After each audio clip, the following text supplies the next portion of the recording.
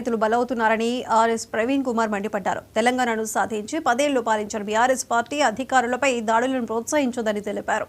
పేద రైతులు వందలాది సంవత్సరాలుగా వ్యవసాయం చేస్తున్న భూములను లాక్కొనే ప్రయత్నం చేస్తున్నారని విమర్శించారు.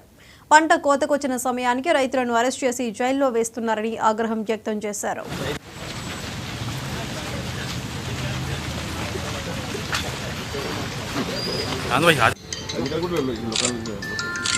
మరి భారత రాష్ట్ర సమితి దీన్ని ఖండిస్తూ ఉన్నది. మరి ఇప్పుడు ఇంతకుముందు మీరు ఏమంటారు మాజీ ఎమ్మెల్యే మరి నరేందర్ రెడ్డి గారు 100 సార్లు కాల్ చేసి 100 కాదయా 1000 సార్లు కాల్ చేస్తాం, బరాబర్ చేస్తాం. ఎందుకంటే లక్షలాది మంది ప్రజలు వాళ్ళని అడుక్కుంటున్నారు. ఇవాళ బీఆర్ఎస్ పార్టీకి వందల సంఖ్యలో వేల సంఖ్యలో జనాలు వస్తూ ఉన్నారు. పార్టీ భవన్కి తెలంగాణ భవన్కి వచ్చి వాళ్ళ గోసలు చెప్పుకుంటున్నారు.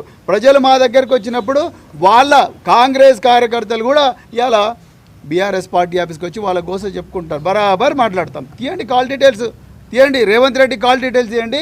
పట్నం నరేందర్ రెడ్డి గారి కాల్ డీటెయిల్స్ తీయండి. రేవంత్ రెడ్డి కాల్ డీటెయిల్స్ ఏమో బడా బడా పారిశ్రామికవేత్తల నెంబర్లు వస్తాయి, అదానీ నెంబర్లు వస్తాయి, నరేంద్ర మోడీ నెంబర్లు వస్తాయి, ఇంకా బడా బడా పారిశ్రామికవేత్తల నెంబర్లు వస్తాయి, వాళ్ళ బంధువుల నెంబర్లు వస్తాయి.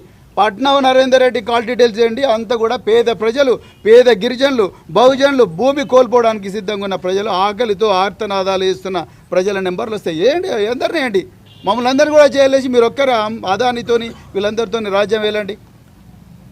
ప్రతిదానికి పోలీస్ కేసులు పెట్టారు. ఏం చేయకపోతేనే 67 కేసులు పెట్టిండ్రు బీఆర్ఎస్ పార్టీ మీద. 67 కేసులు ఏమీ లేదు. గాంధీ భవన్ నుంచి కంప్లైంట్ వస్తుంది, Begum Bazar police station complaint పోతుంది, ఫటాఫట్ కేటీఆర్ మీద, హరీష్ రావు మీద, నరేందర్ రెడ్డి మీద, అందరి మీద కేసులు కేసులు కేసులు. ఎంతమంది జైల్లో పెడతారు? పిల్లలు చూడడానికి పోతే బెంగళూరు పోతే అక్కడ అరెస్ట్ చేస్తారు, ఢిల్లీకి పోతే అక్కడ అరెస్ట్ చేస్తారు. మరి అక్కడ అంతా చేసేవాళ్ళు మరి రేవంత్ రెడ్డి చేసే కార్యక్రమాల గురించి ఎందుకు ఆలోచిస్తలేరు పోలీసులు?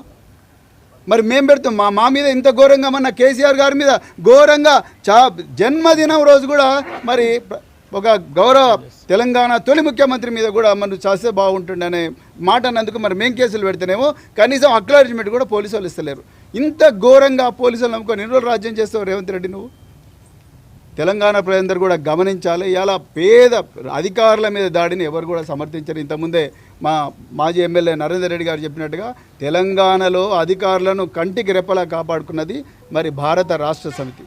వాళ్ళకి ఇచ్చినంత స్వేచ్ఛ ఆనాడు ఎవరికి కూడా ఇవ్వలేదు. ఇప్పటికి కూడా వాళ్ళందరూ ఆరోగ్యంగా ఉండాలని, దెబ్బలు తిన్న వాళ్ళు కోలుకోవాలని తప్పకుండా మేమందరం కోరుకుంటున్నాం. దాన్ని మేము సమర్థించడం లేదు. కానీ దాని పేరు చెప్పి ఇంతమందిని జైళ్ళలో పడేసి వాళ్ళందరూ ఇప్పుడు కోతల కాలం ఇలా వాళ్ళ భార్యలందరూ కూడా రోడ్ల మీద ఉన్నారు, కళ్ళాల దగ్గర ఉన్నారు, మార్కెట్ యార్డ్లలో బస్సుల మీద వండుకున్నారు. వాళ్ళందరూ ఇప్పుడు పత్తి రైతులు అందరూ కూడా రోడ్లు ఎక్కినారు. వాళ్ళ పరిస్థితి ఏంది? ఇలా మీరు నిజంగా ముఖ్యమంత్రి కొడంగల్ ఎమ్మెల్యే అయితే ఇలా మీరు అధికారులకు చెప్పి అయ్యా అయిపోయింది, అయిపోయింది, ఇక మేము అక్కడ ఫార్మా కంపెనీ పెట్టాము, అయిపోయింది, ఇక నేను కొడంగల్ ప్రజలకు క్షమాపణ చెప్తున్నా, ఆ 19,000 ఎకరాలనే కడతాం తీయండి అని చెప్పి తెలంగాణ ప్రజలు చెప్పి రావాలి. మీరు కొడంగల్ ఎమ్మెల్యేగా కొడంగల్కి వచ్చి వాళ్ళందరినీ పరామర్శించాలి.